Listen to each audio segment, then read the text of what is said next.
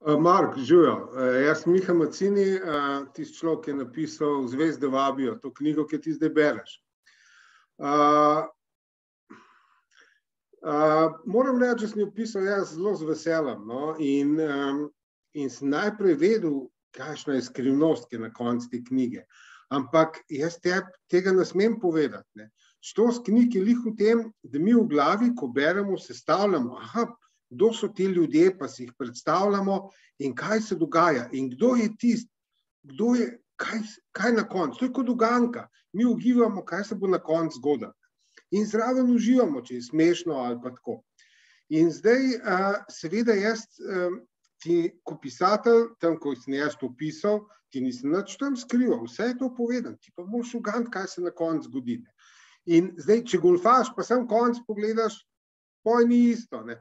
Se veš, kakor če poslušaš kakšen dober vic, ki ti ga kdo pripoveduje, ga moraš slišati celega, ne pa samo konc. Sam konc ni smešno. No in tako. Zdaj, jaz ti lahko povem, ko zdaj, v bistvu jaz to tako pišem, kakor sem se začel brati, po koščkih. Vsak dan napišem en košček. Preden ta košček se lotem pisati, razmislim, kaj sem prejšnji dan, kaj se je v zgodbi dogajalo, kaj so te junaki naredili, kaj so si povedali, kaj se je zgodilo, in potem pišemo tam naprej.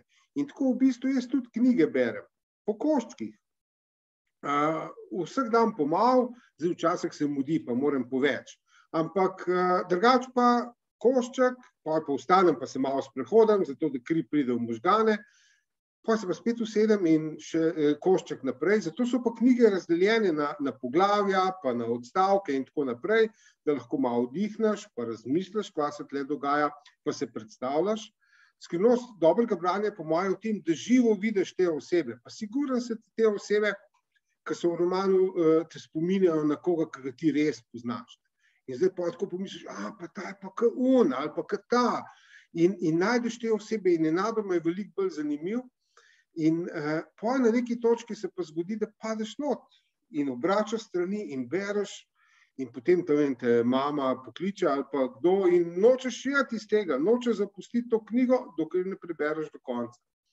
Zdaj jaz ne vem, jaz zelo uživam, tudi v mojem letu še kar zelo uživam, ko berem knjige in se mi zdi to ena taka fajna stvar, ki se jo treba naučiti po kosih. Tako ko si se učil, ne vem, kolo voziti ali pa kaj drugega, vsak dan malo, in na koncu znal, isto je z branjem. Vsak dan pomalo in na koncu znaš. In potem začneš v tem zares uživati.